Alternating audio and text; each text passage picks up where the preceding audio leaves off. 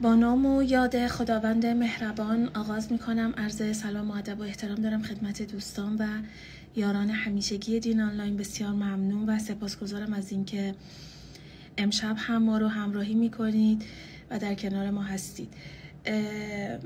همینطور که مطلع هستید، مهمان امشب برنامه ما جناب آقای دکتر همایون همتی عزیز هستن که من بدون فوت وقت ایشون رو دعوت میکنم به صفحه خودمون. دوستانی هم که حضور دارن اگر که لطف کنن اعلام کنن که صدا و تصویر ما مناسب هست یا خیر.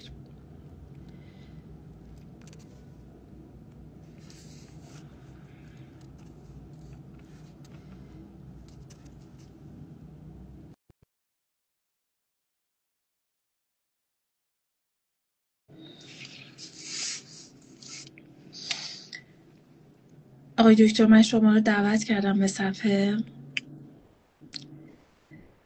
بله، صدای شما رو شنیدم. سلام عرض میکنم آقای دکتر، شبتون بخیر.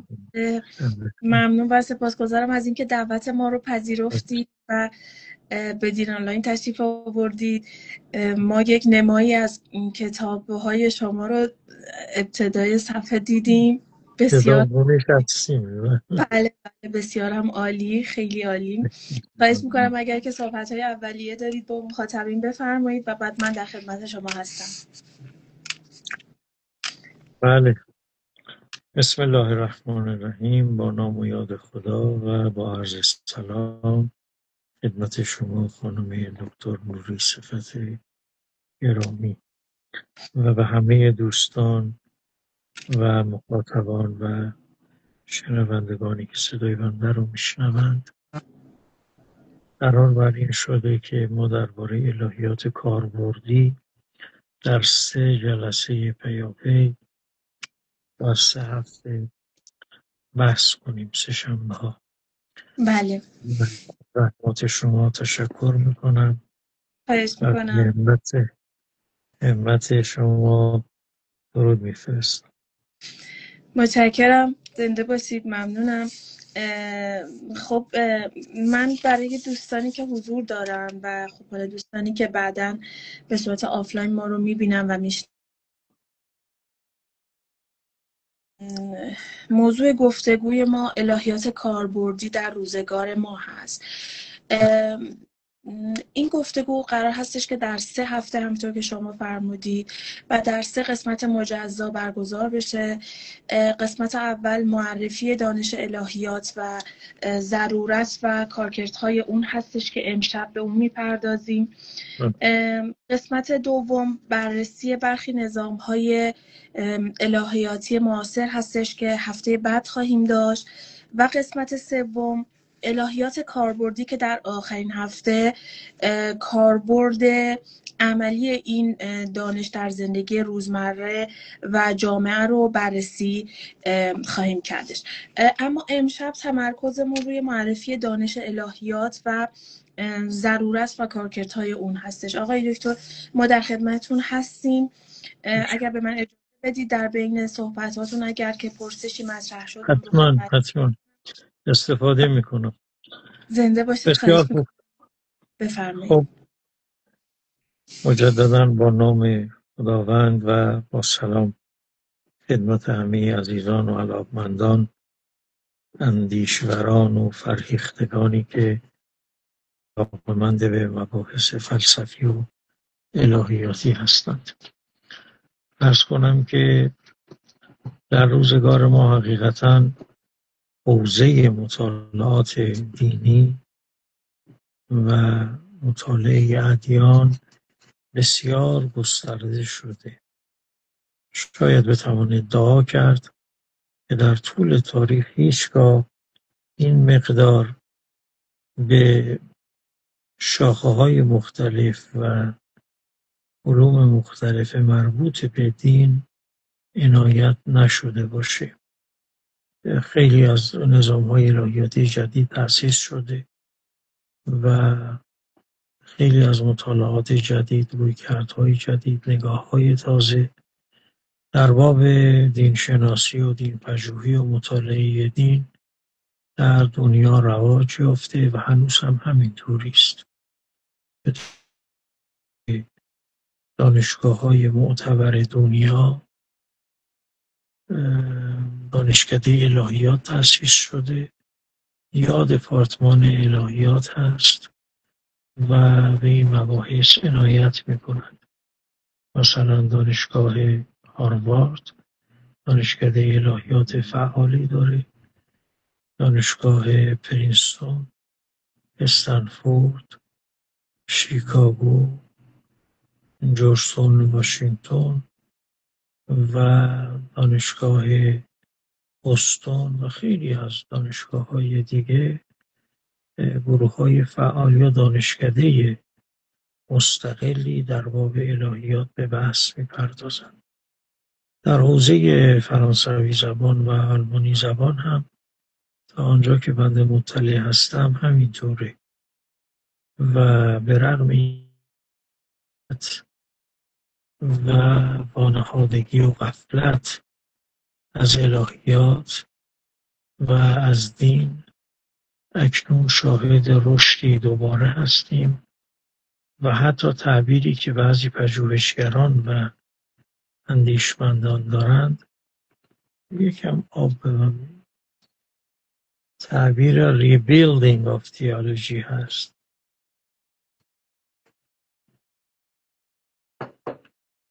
rebuilding یک نوع بازسازی و توجه دوباره به حوزه دین و ادیان هست با متدولوژی تازه، با اپروچ‌ها و رویکردها و نگاه‌های نوین و انصافاً با اون چیزی که تا قرن 7 در بین ما به عنوان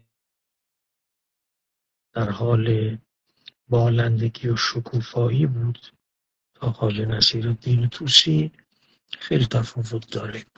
بعد از خواجه نصیر هم ما علم کلام داشته ایم، خصوص در عصر صفوی، ولی اولا کلام با فلسفه در هم آمیخت، ثانیاً دچار یک رکود تاریخی چند قرنه شد و امروز در دنیا اون کلام کهن رو قبول ندارند. فقط یک نهله فلسفی در جوامع غربی یعنی امریکای شمالی و اروپا و خصوص اروپای غربی هست که این نهله تومیسم هست، افکار قدیس توماس آکویناس. خب این نهله شهام اسلامی است و شاید بتوان گفت تنها نهله است که هنوز هم دنبال همون مقولات ارسطویی است، قوه و فعل و حدوث و قدم و علت و معلول و واجب و ممکن و جوهر و عرض و حدوث و قدم و اینها و در همون قالب ها میاندیشه و میکوشه که مسائل الهیاتی رو مطرح کنه و پرسش های الهیاتی رو پاسخ بده. وگرنه در شرایط مدرن و پست مدرن ما شاهد پست متافیزیکال تئولوژی هستیم، در واقع یک نوع الهیات بعد و الهیات غیر متافیزیکی و غیر مابعد طبیعی. لذا انواعی از الهیات به وجود اومده که شاید در گذشته ها نامی از اینها و اثری از اینها نبوده. الهیات فمینیستی، الهیات زیست محیطی، اکولوژیک و الهیات فرهنگ، تئولوژی آف کالچر که پل تیلیخ این رو مطرح کرده، الهیدان آلمانی تبار مقیم امریکا و حتی الهیات مبتنی بر علم اعصاب، نوروتئولوژی که کسانی مثل نیوبرگ در این زمینه کار کردند و کار میکنند و از شاید در جلسه دیگری بیشتر توضیح بدم، نوعی الهیات مبتنی بر علم، علوم طبیعی، نیچرال ساینس هست که این رو آلیستر مکگراف یک کتاب 3 جلدی داره، تریلوژی ساینتیفیک تیولوژی، مخصوصا ساینتیفیک الهیاتی است مبتنی بر علوم طبیعی که در اونجا خوب افکار توماس تورنس رو نقل میکنه و بعضی از فیلسوفان علم. سوگوندانه باید گفت ما هنوز بعضی از این نهله‌ها و نظام‌های الهیاتی نوین رو در کشورمون حتی یک مقاله شاید درباره‌شون نداریم و بعضی پا شکسته و سطحی و شتاب زده وجود داره که در موارد زیادی واقعا قابل استفاده نیست و من همیشه به دانشجوهام توصیه میکنم که اگر به اصل انگلیسی، آلمانی، مثلا فرانسه مراجعه کنید خیلی راحت تر از این هست. در جهان اسلام هم همین وضع هست. من یک وقتی با دکتر حسن حنفی در یک کنفرانس 1 هفته‌ای در مسکو بودم و فرصت خوبی بود، شب‌ها روزها در کنار جلسات رسمی کنفرانس با هم صحبت می‌کردیم. ایشون بود، چند نفر دیگه هم بودند از کشورهای مختلف، از کانادا و از فرانسه. دکتر حسن حنفی میگفت ما الان مدت هاست که میخوایم کتاب رودولف اوتو رو ترجمه بکنیم به عربی، مترجم پیدا نکردیم که من عرض کردم من این کتاب رو ترجمه کردم دوره که دانشجو دکتری بودم و یادمه به تشویق استاد مجتهد شبستری این کار رو کردم و با کمک آقای دکتر مجتبایی استاد عزیزم ایشون کتاب رو تهیه کردن یه نسخه و من تونستم از اون زیراکس بگیرم و ترجمه کنم. به هر حال تا همین اخیراً ما حتی یک ترجمه از آثار شلرماخر رو هم نداشتیم و شلرماخر اهمیت زیادی داره در علم کلام یا الهیات. بهتر بگی من بیشتر واژه الهیات رو ترجیح میدم نه کلام. کلام محدود پرتنوع‌تر، روزآمدتره. شلرماخر همونطور که به درستی او رو پدر الهیات مدرن یا به تعبیری که بین ما ایرانی ها رایج کلام جدید معرفی کردند پدر الهیات کاربردی هم هست، applied theology یا practical theology و یک رساله ای داره حدود 200 صفحه 200 خورده که این رساله رو طرحواره است برای الهیات عملی، A Brief Outline of Practical Theology اسم انگلیسیش که حالا بیشتر در ایران ما به این زبان توجه داریم. به هر حال هرمنوتیک دینی هست و هم پدر الهیات مدرن و کلام جدید و هم بنیانگذار و مؤسس الهیات کاربردی و این خیلی اهمیت داره. هنوز بین ما کسانی هستند که به تبعیت و تأثیر از بعضی نوشته‌های استاد مطهری خدا رحمتشون کنه، مخصوصا روش رئالیسم، صحبت میکنن که بین علوم تجربی و فلسفه ارتباطی نیست و فلسفه دانش انتزاعی و معقول و عقلانی است، در حالی که دیر زمانی است در کشورهای غربی که من هم زیستم، هم تحصیل کردم، هم تدریس کردم، دیر زمانی است که فلسفه هم از علوم تجربی نیچرال ساینس یا امپیریکال ساینس استفاده میکنه و چنین نیست که یک دانش ابسترکت و انتزاعی و تجریدی محض باشه. ما نیاز داریم در ایران با این جریان هم آشنا بشیم.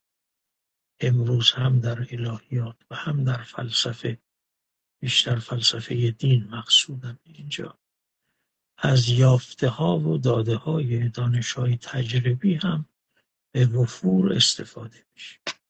علاوه بر این که ما یک فلسفه مثل فلسفه پویش داریم یا پویشمندی، آلفرد نورث وایتهد استاد هاروارد این فلسفه رو تأسیس کرد اصلا برای رفع تعارض بین علم و دین و کوشید تجربی، تحول پذیر، تکامل پذیر برسه و مطرح کنه اینها رو. این تعبیرها حتی گفتنش هم در میان ما یه قدری ثقل و صعوبت داره، سنگینه و خیلی ها یارای وارد شدن به این بحث ها رو ندارن. حالا چه موافق باشیم چه مخالف باشیم باید با این نظام های جدید الهیاتی آشنا بشیم، نسبتش رو با معارف سنتیمون مشخص کنیم، نسبتش رو با کتاب و سنت مشخص کنیم و بکوشیم اگر انحرافی خطایی در اونها هست نقد کنیم، نه اینکه نجس بشماریم و تکفیر. جایی برای تکفیر و تفسیق نیست. اگر در سیاست روا باشه، در تفکر و اندیشه ورزی روا نیست. در قلمرو و اندیشه و المتبع و البرهان استدلال باید کرد.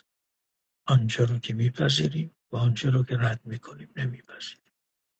و چه خوب است که جوانهای ما، دانشجویان عزیز ما، همکاران دانشگاهی من، اهالی فرهنگ و اندیشه این دعب رو و این سنت رو و این روش رو پیشه خود کنند و بسیاری از این نزاع‌های تصنعی رخت بربنده است بین ما. به هر حال ما در گذشته در اسلام علم کلام داشتیم که معمولاً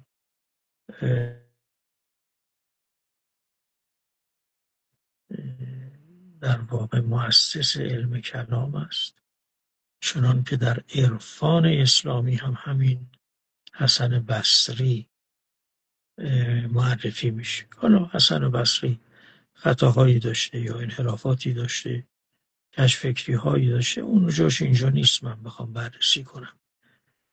غیر از عصر ائمه و غیر از احتجاجات و استدلال های خود قرآن، از نظر تاریخ مکتوب حسن بصری نخستین بار به مباحث کلامی پرداخته است، خیلی هم بسیط. و بعد ابوالحسن اشعری بوده است و واصل ابن عطای معتزلی بوده است و دیگران. دو فرقه اصلی در علم کلام اسلامی اشاعره و معتزله بودند که اشاعریست بودند و معتزله بیشتر راسیونالیست و عقلگرا و دنبال اسپکیولیتیو یا دیسکورسیو تئولوژی بودند، یعنی مباحث تعقلی عقلگرایانه به اصطلاح. و خب به کلام شیعه هم نزدیک بودن. متاسفانه در زمینه تاریخ علم کلام اسلامی هم ما موفق نبوده ایم، جهد و جهدی به خرج نداده ایم و هنوز هم همون فلسفه علم کلام وولفسون هست که استاد یهودی تبار دانشگاه هاروارد بود و بعضی از استادای من در هاروارد شاگرد وولفسون بودن. هری آوستین وولفسون 90 سال عمر کرد و علم کلام مشتمل بر بعضی مباحث علم کلامی، وگرنه تاریخ علم کلام نیست. و بعضی هم در مغرب زمین مثل پروفسور ریچارد فرانک یا مادیلونگ کارهایی دارن، تکنگاشتهایی دارن، همه رو دیدم من، با بعضی از اینها هم دوست بودم. عرض کنم که اینها هم در زمینه علم کلام سخنانی گفتند و حتی بعضی از رساله های کهن و کلاسیک رو در حوزه کلام اسلامی تصحیح کردند و چاپ شده. در آلمان هم یک خانم پروفسوری بود در فقه یونیورسیته در برلین، دانشگاه آزاد فری یونیورسیتی، که کار کرده، خانم زابین اشمیت، که من البته زیاد به ایشون خوشبین نیستم به لحاظ ارتباطهایی که با رژیم صهیونیستی داره و حضوری که هر ساله داره در اسرائیل. به هر حال هستند کسان دیگری هم هستند. من یادم نمیره زمانی که به عنوان رایزن فرهنگی ایران به آلمان رفتم، در اوایل مأموریتم بود. خب با بعضی از پروفسورها و دانشگاهیان آلمانی آشنا بودم از قبل، در سمینارها و کنفرانس‌های بین‌المللی دیده بودمشون، اونا منو میشناختن و بعضی‌ها رو هم دعوت میکردم و هر هفته ما در سالن اجتماعات رایزنی فرهنگی سخنرانی داشتیم، به چند زبان هم بحث میشد. دانشجوها، هنرمندان، باجگر، کارگردان و اصحاب رسانه، میدیا، و بحث‌های خوبی بود. اولین باری که پروفسور کوشل رو دیدم، یوزف کوشل، این معاون پروفسور هانسکوم بود. من با هانسکوم دوست بودم، از قبل در بارسلون، در اسپانیا و جای دیگه دیده بودم و ارتباط داشتیم. کوشل اون موقع معاون بود و بعد قائم مقام پروفسور هانسکوم شد در بنیان اخلاقی.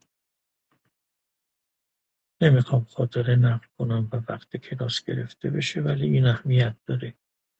اونجا در بین بحث‌هایی که با هم داشتیم، یکی دو شب مهمانمون بود، ازشون پرسیدم امروز از نسل فیلسوفان بزرگ آلمان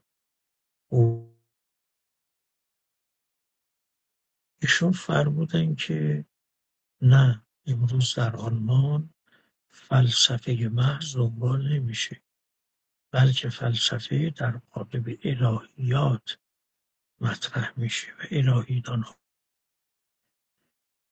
هستند که شاگردهای پل تیلیخ، این که در بین ما تیلیش میگن این غلطه، خود آلمانیا تیلیخ میگن و امریکایی هم تیلیک تلفظ میکنن CH رو. من نمیدونم تیلیش از کجا اومد. به هر حال پل تیلیخ که یک انجمن پل تیلیخ هم هست و رئیسش پروفسور مارتین لاینر از دوستان من هست، از کتاب‌هاشم فرستاده برام. شاگردهای کارل بارز، بولتمان، دیتریش بونهافر و پل تیلیخ امثال اینا هستند و فعالیت می‌کنند. آشنا شدم مثل پروفسور مارکوس مولینگ، استاد هایدلبرگ، قدیمی ترین دانشگاه آلمانه، 800 سال سابقه داره. بعد از او لایپزیگ یا لایپزیگ هست، 700 سال سابقه.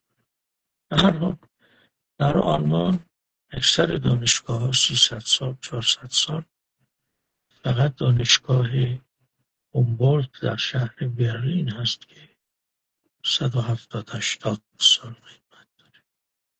خب این از نظر توجه به الهیات در آلمان، که شلایرماخر هم آلمانی بوده و در دانشگاه برلین درس میداده و مدتی هم کشیش بوده.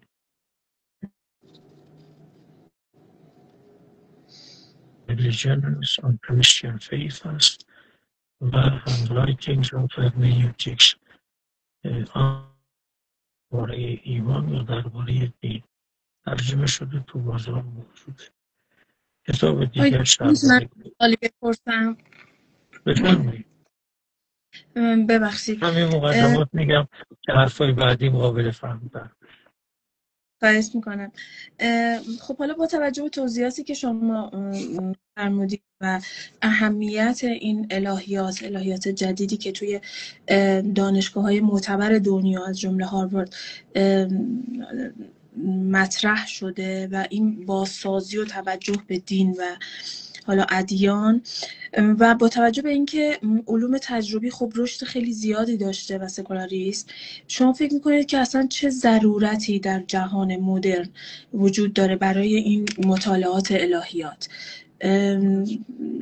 آیا اصلا این صداتون قطع شد. صدای من قطع شد؟ گفتم چه خدمتتون که ضرورتی داره که در جهان اونجا مدرن، بله در جهان مدرن و با توجه به حالا رشد علوم تجربی که وجود داره، چه ضرورتی داره مطالعات الهیات؟ متشکرم، بسیار پرسش خوبیه. اگر نمیپرسیدید من به همون سم داشتم میرفتم که برسیم به که اهمیت و ضرورت الهیات اساساً چیه، هم در جهان مدرن و پسا مدرن، هم در دوره باستان و ادوار گذشت. اینو اشاره میکنم. چشم، اون بحث رو تمومش کنم، این تیکش موند. یکی هم دستنوشته های شلایر هست که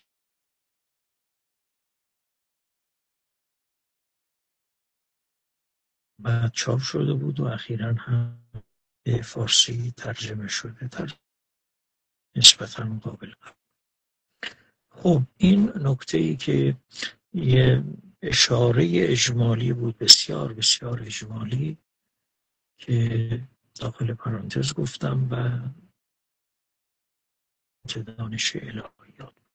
اما ضرورت و فایده و اهمیت این دانش چیه؟ هم در گذشته ها که علم کلام کهن در کار بود، هم امروز که الهیات با معنای گسترده و کاربرد متنوع و وسیعی که داره برای تبیین دین، تفسیر ایمان در هر نسلی، در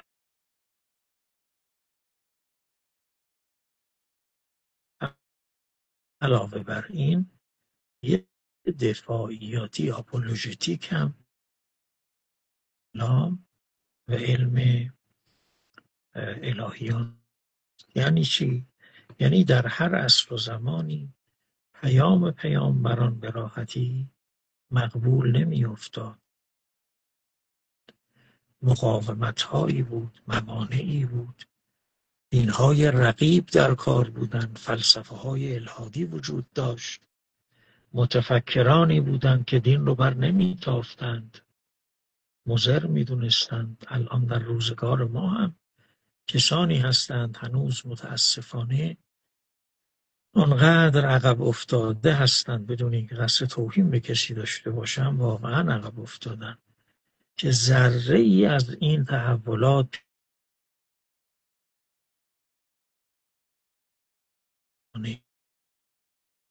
ندارن و در دنبال اطلاع یابی هم نیستن. هنوز خرافه است و دین نمیدونم زده علم است و دین جادوگری است و اینا تئوری قرن 18 بوده، رد شده در همون سرزمین هایی که خاستگاه این تئوری کتاب علیه اینها نوشته شده. حالا در جامعه ما یه جریان محدود ترجمه گرایی هست و کتاب‌های خاصی ترجمه میشه که به دلایل سیاسی حالا و بعضا دلایل فرهنگی دین رو بکوبند، دین رو به حاشیه برانند، مارجینالایز کنند، سکولاریزه کنند، بی اهمیت جلوه بدن. اونها یه بحثای دیگری است، بیخبرن. ولی در آکادمی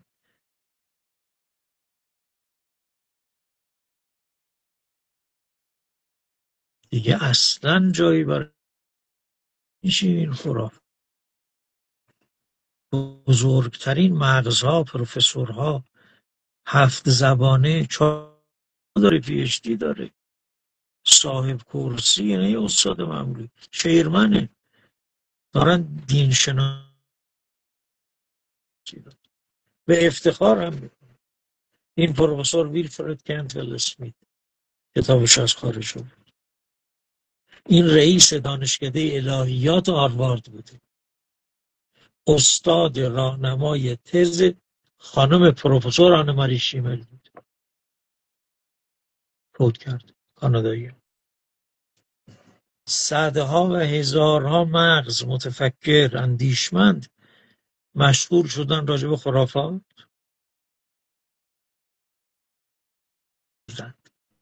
به هر حال دین هم مثل هر گوهر ارزشمند احتیاج به محافظت داره، پروتکشن میخواد، مخالفانی داره، رقبایی داره و شبهه هایی می آفرینن، اشکال هایی میکنن، یا نه اصلا به طور طبیعی و نرمال پرسش هایی مطرح میشه راجع به ها. کسی که تخصص داره در علم کلام، یعنی متکلم، تئولوگ، تئولوژین، وظیفه اوست. پس ما به چنین دانشی نیاز داریم و این نیاز یک نیاز ایستا، توقف پذیر، پایان پذیر نیست. برخلاف این که بعضی از کسانی که هیچ آشنایی و ورودی ندارن با تحولات الهیاتی، مثلا رشتهشون ادیان نیست، دین شناسی،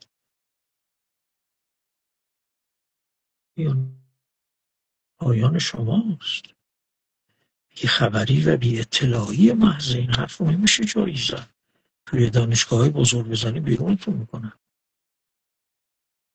عرض کردم واقعا هزار پروفسور، مغزهای توانا مشغول به مطالعه در این زمین ها هستن.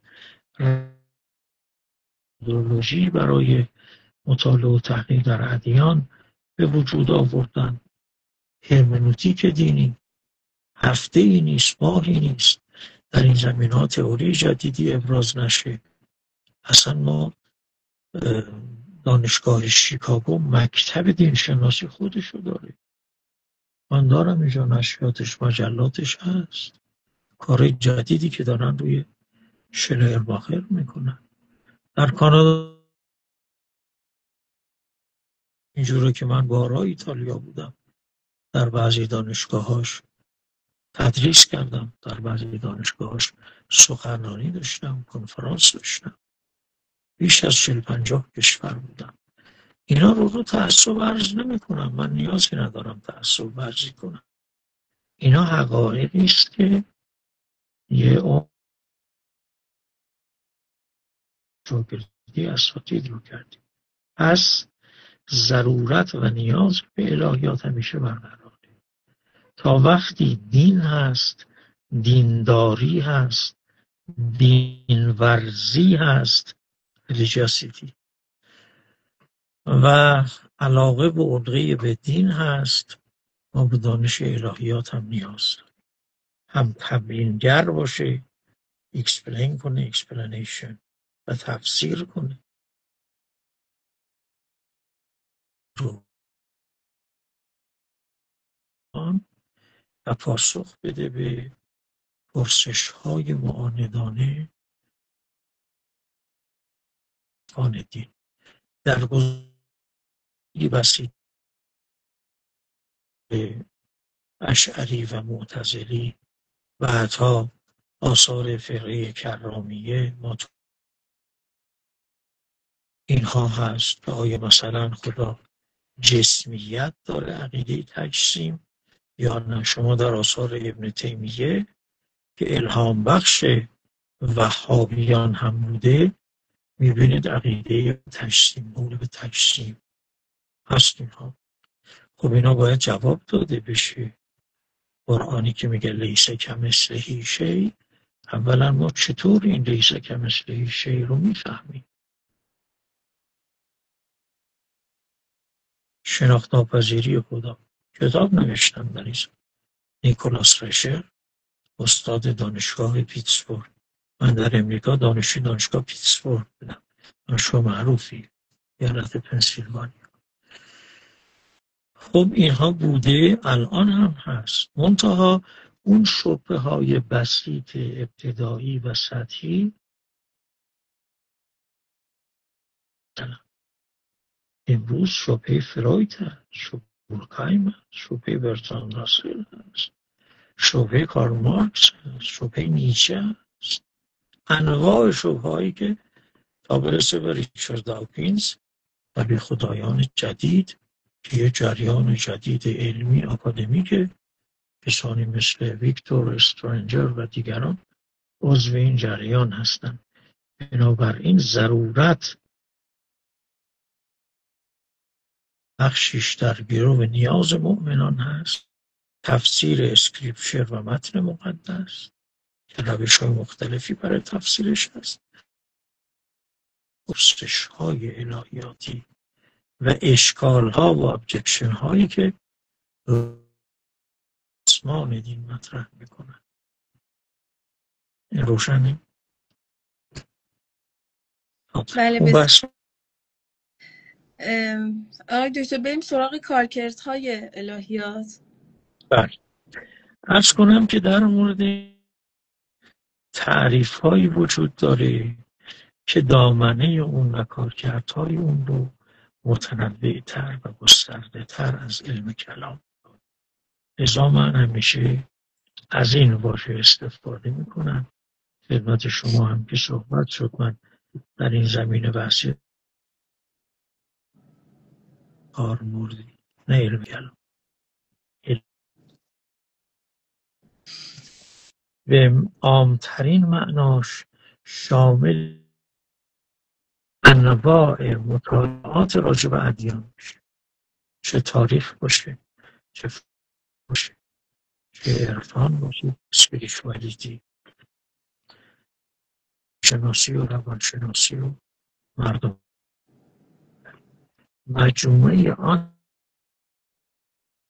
مورد ادیان کارشون صورت میگیره الهیات. این عامترین معناش. یه معنای یه قدری دقیق‌تر، باریک‌تر و تنگ‌تر داره که به این فراخی و گستردگی نیست و اون همون دانشی است که تفسیر میکنه اعتقادات دینی رو، religious beliefs.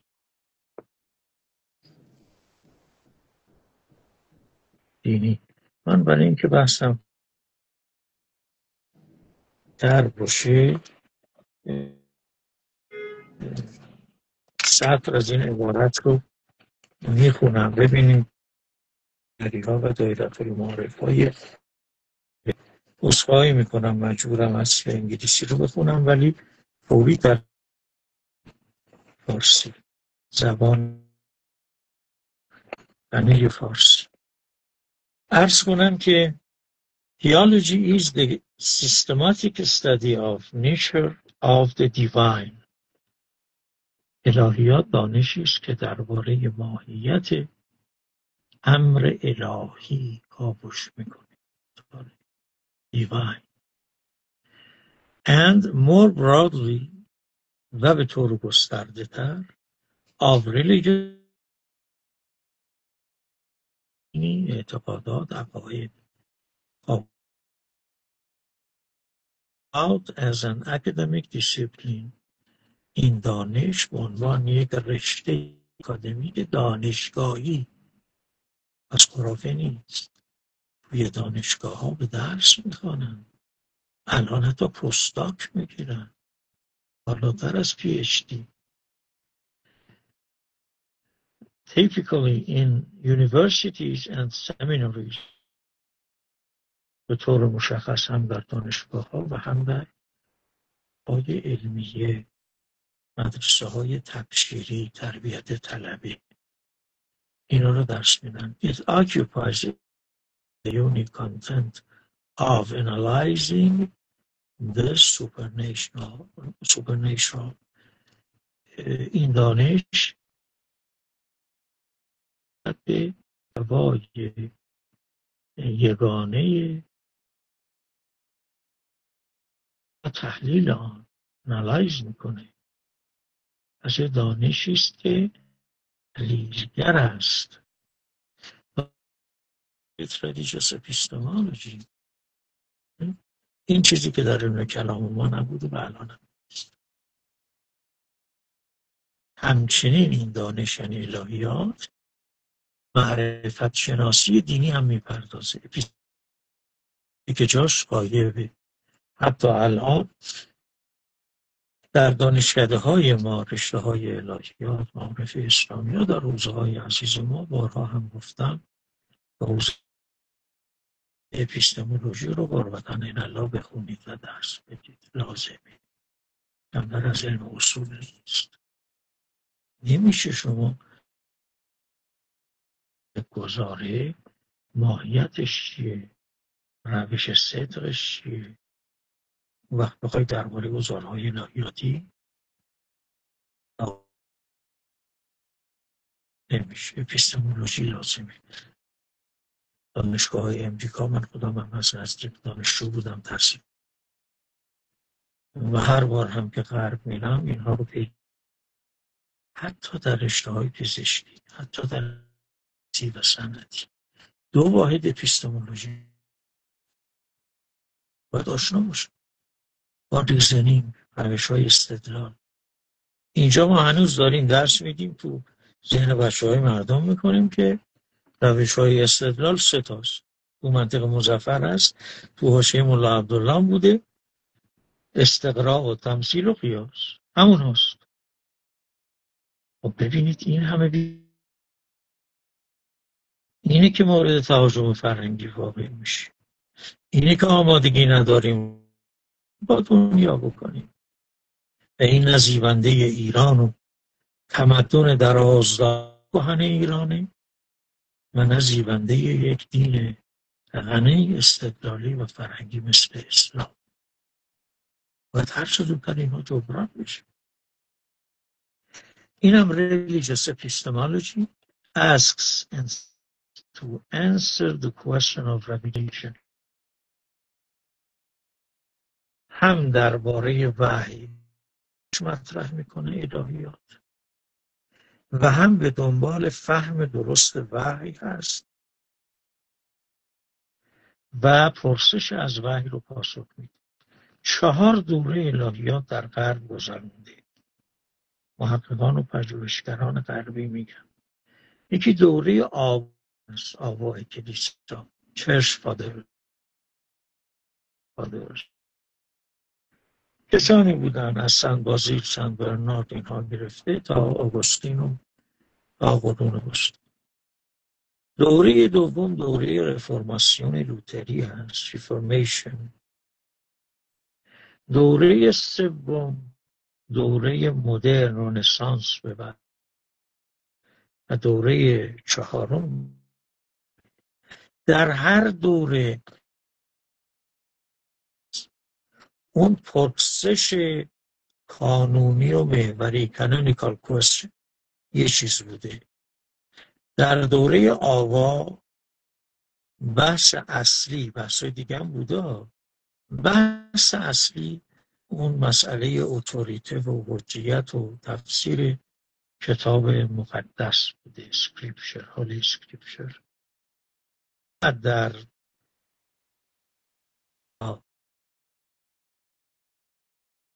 بحث مطرح شده براهین اثبات وجود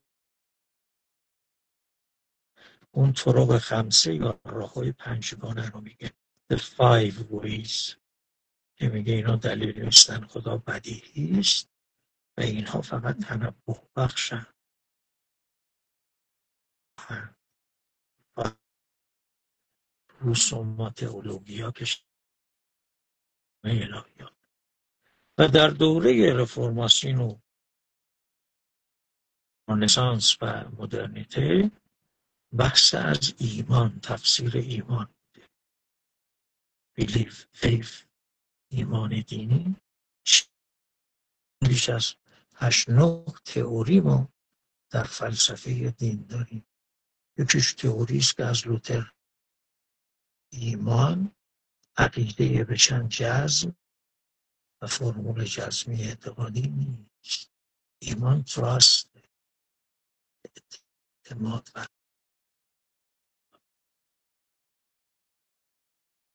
یا مثلا تفسیر اکزیستانسیالیستی که ایمان یک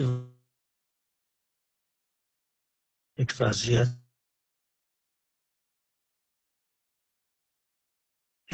در ارتباط با چیزی رو میفهمه، میبینه، قبول میکنه، لذیذه، ما نمیتونه توصیفش کنه. همه گنگ خواب دیدن، نمیتونم بیان. در روزگار ما که آخرین دور است، دوره چهارم، بحث سیستماتیک از وحی رولاسیون چیه و فرق وحی با الهام شاعران چیه، inspiration و aspiration. اسمت وحی پذیر بودن وحی رو چگونه می شود فهمید، وحی رو چگونه دریافت میکنن پیامبران. از کتاب خود ترجمه فاضلی ترجمه کرده، در 3 جلد درس میداده. پولتیلی جلد اولش قلم خودش نیست، ولی جلد دوم سوم بود و خودش به انگلیسی نوشت. اینو در آلمانی آفن بارونگ میگن و آفن بارونگ. خب میبینید تا حدودی به جامعه ما هم کشیده شده. تئوری رویا انگاری وحی که من قبول ندارم و تئوری های دیگری که مطرح شده از گذشتگان، از ملا صدرا ابن عربی که وحی اضافی اشراقی است. ما میبینیم بایش در تاریخ الهیات غرب سوسایتی است. چهارم، به علاوه این که خیلی سوال دیگه هم هست، دین و دموکراسی، جهانی شدن، گلوبالیزیشن، دین و فمینیسم، دین و سیاست، حکومت، پرسش هایی است که حوادثی که در جهان ما اتفاق افتاده و میفته اینها رو وارد ذهن بشر میکنه، اینو جواب میطلبند. پس به الهیات نیاز برای فیلسوف محض نیست. فیلسوف محض درباره انتولوژی سخن میگه و در نالج درباره اپیستمولوژی اون علیت باشه. خب این نکته ای بود که عمدن خوندم این رو. Revelation pertains to the gods or deities as not only trans or above the natural world, but also to interact with the world and in particular reveal themselves to humankind. خب وحی تنها درباره یک خدای متعالی است از زمان و مکان و خیال و از اجسام نمیگه، یا درباره خدایان یا خداوارهایی که هستند، بلکه درباره همین جهان طبیعی و همکنشی بین خدا و جهان هم سخن میگه. این دوتا بحث میکنه. های دیگری احیانا که کار While theology has turned into theology to be a discipline that helps them live and understand concepts such as life and love, and that helps them lead lives of obedience to the deities they follow or worship. امریکا سر کلاس اگر اینجور میکنیم خانم پروفسورمون استاد ادبیات انگلیسیشون بیرون میگه از همونجا بیرون و خیلی تون میخورن کلمات. خب پس الهیات یک دانش است، یک دانش آکادمیکه، یک فیلد دانشگاه کمک میگیره. این علوم مختلف هم مستند به دین هست و دیکشنری ها forms of analysis and argument از انواع استدلال ها و دلایل الهیدان ها و متکلمین استفاده میکنن. استدلال های تجربی، این که گفتم امروز هنوز هم بعضی بین ما هستند که مبتدیانه میاندیشند تا میگی فلسفه و الهیات تجربه نیست، با تجربه کار نداره. experiential همون philosophic graphic historical and others انواع استدلال اصول شناختی فلسفی تجربی الهی دان خاکیزای زیادی رو این باید فتح کنه، ساهای مختلفی باید بجنگه. خاطره کوتاهی بگم از پروفسور هانس کون. یه روز توی دفتر کارش در توبینگن در شهر زیبای توبینگن شهرش 54,000 نفر سکنه و هانس کون استاد اونجا بوده. الان بعد از بازنشستگی و ریتایرمنت در همون شهر توبینگن جهانی براش درست کردند و اونجا زندگی میکرد. توی دفتر کارش صحبت میکردیم. من گفتم جان که اشکالی؟ گفت نه، باید برای من میفرد.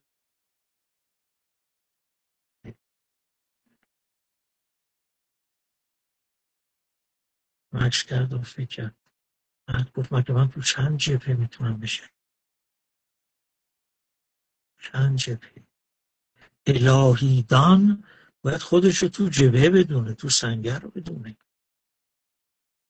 نه از رو تنگ، روی کلیشه ها، نه از روی سیاست بازی، بلکه رسالت سترگ علمیش او رو به اینجا سوق میده که دائما چینه و بعد این شیره گل رو میگیره و پرورده میکنه و اصل تولید میکنه. دائما باید در این زمین ها این عضو به هیچ وجه پذیرفته نیست، نه از حوزه های عزیز نبرید. مطالعه کنید، کار کنید. چطور میشه توی حوزه های ما هنوز هرمنوتیک درس نمیدن؟ خب این لازمه. شما دانش تفسیر دارید، غیر از این که تمام کتاب خدا و احکام الله رو هم باید تفسیر کنید. اصلا کار بدون با استنباطه،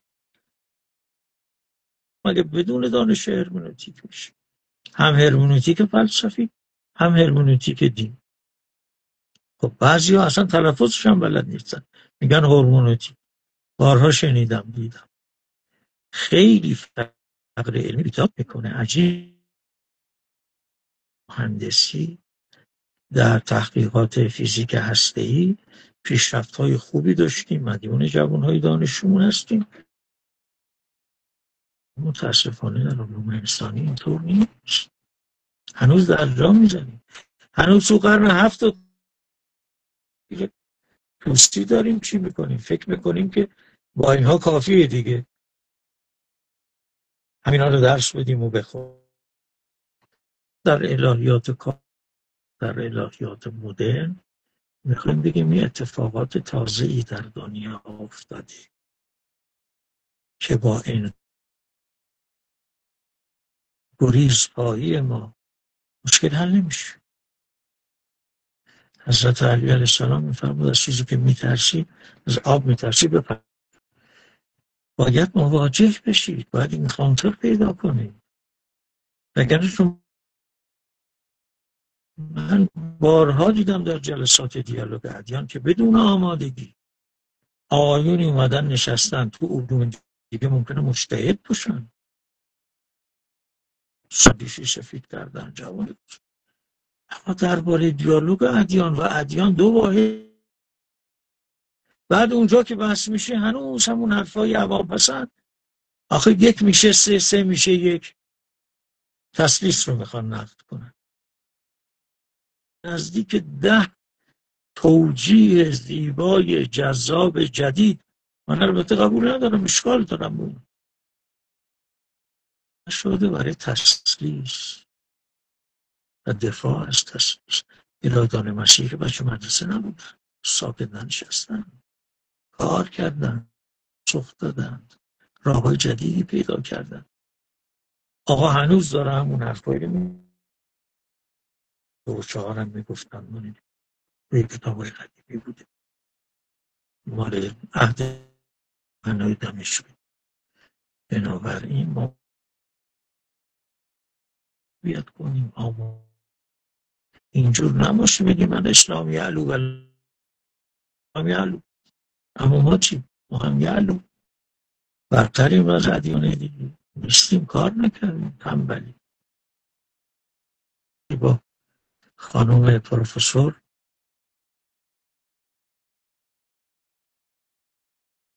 اسمش سر زبانم دادن یادم رفت، خانم پروفسور در آلمان بود، بحث میکنیم درباره قرآن، یادم نیست. بله، خانم پروفسور نویویرف، ایشون سالها در دانشگاه اروپا درس داده، در عربستان درس داده، حرف میزنه بدون اکسنت و لهجه، مثل عربه تسلط بومی داره به زبان عربی. انگلیکا نویویرف، شایل مارکس دیر گرفتم و عمل و هنوز هم دارو مصرف میکنن، اینا یه قدر صحبت میکنن، باید مراعات کنم. عرض کنم که بله، خانم نویویرف میگفت که من گفتم تو چرا تو مطالعات قرآنی اینا کار کردی؟ گفت من در دانشگاه های عربی زبان که تدریس کردم، نسل جوان عرب ها سوال هایی از من میکردن و من دیدم برای اینها پاسخ آماده وجود نداره، مجبور شدم کار کنم و بعد نسخه صنعا از قرآن رو گیر آورده بود از یمن، منم دارم، هم رو سیدی ریختم آوردم، هم زیراکس کردم که خیلی ارزش و اعتبار زیاد داره و خیلی اینا میگن همه رو کنار میزنه. اینا نسخه با تینگن بودن، دستمون پر شد الحمدلله از اینجا. خانم نویرت گفت من laziness of your scholars، تنبلی علمای شما رو جبران.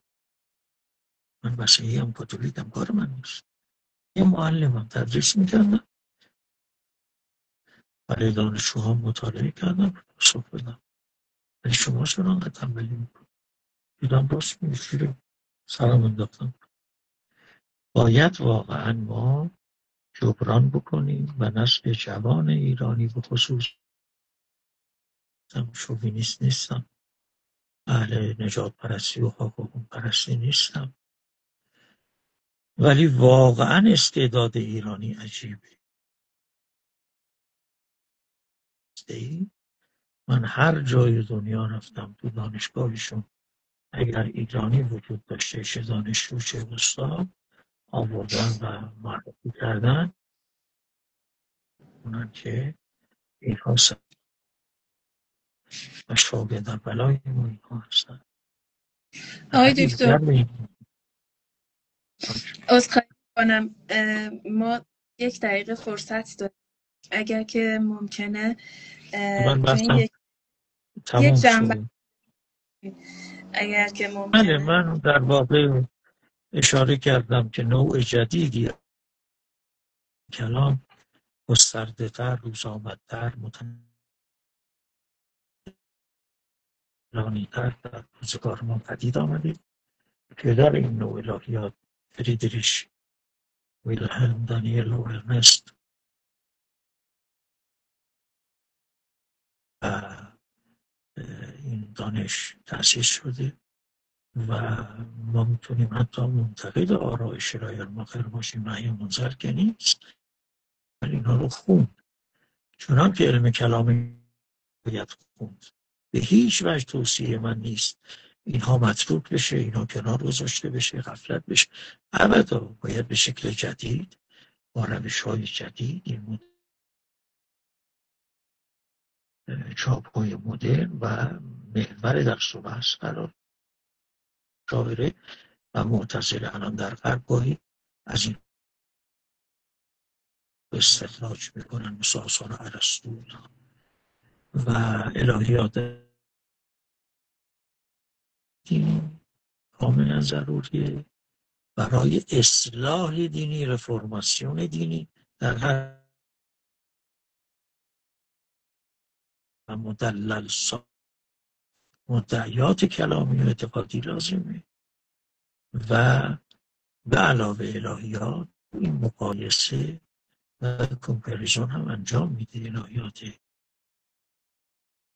علاوه بر مدافع گری و اپولوژیتیک که از دیر زمان بوده در آثار عبدالرزاق لاهیجی مثل شوارق الالهام و مراد، در آثار غزالی مثل المواقف، در آثار جوزه شده که دفع شبهات معاندین و مخاصمین، جواب دادن به اشکال اونها و تبکیت اونها،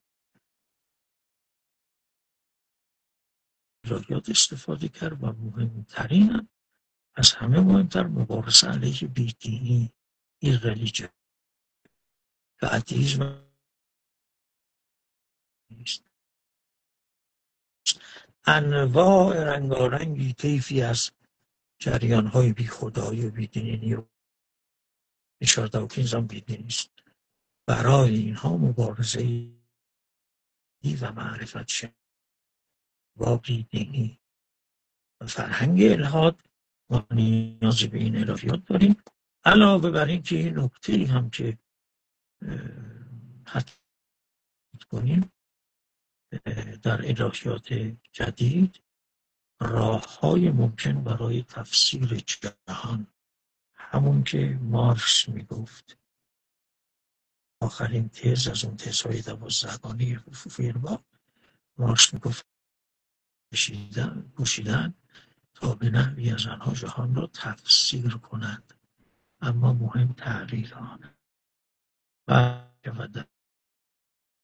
تفسیر یک نوع افق هست. از افق رایزن به افقی دیگر رفتن. سان میتواند جهان را تفسیر کند، اما هم نیاز ما مثلا تفسیر الهیاتی انقلاب اسلام نداریم.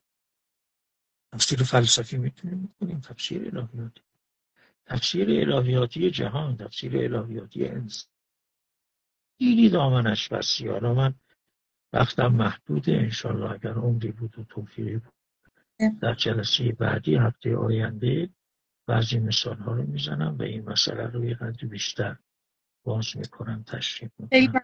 پوزش میخوام، سرتون رو درد آوردم. خواهش میکنم. من بودم هم دانشجوها، هم همت مردان. خیلی ممنونم، متشکرم آقای دکتر. من یک عذرخواهی میکنم از دوستان اگر کامنتی گذاشتن. من چون اینترنت ضعیفه من اصلا کامنت ها رو نمیبینم و ندیدم. جمع بکنید اینا رو یه جلسه آخر یه مقدار وقت اگر که اشاره کردید میتونید حالا توی زیر همین برنامه که من اونو پست میکنم توی صفحه دین آنلاین، میتونید اگر پرسشی داشتید اونجا کامنت کنید و حالا در نظر داریم اگر که فرصتی باشه خدمت آقای دکتر اونو مطرح میکنیم. آقای دکتر خیلی متشکرم از شما. من خواهش یک بار میکنم، کاری نکردم. وجود شما و حضور شما واقعا غنیمت هستش. با کسالتی که داشتید ممنونم و سپاسگزارم که دعوت ما رو تموز پذیرفتید. خودم کنم. انشاءالله موفق باشید، با نشاط و شاداب این بحثا رو پی بگیرید، ادامه بدید. انشالله. دوستان جوان ما انشالله. ممنونم از شما دوستانی که تا این لحظه کنار بودم و خداحافظی میکنم با شما. شبتون بخیر.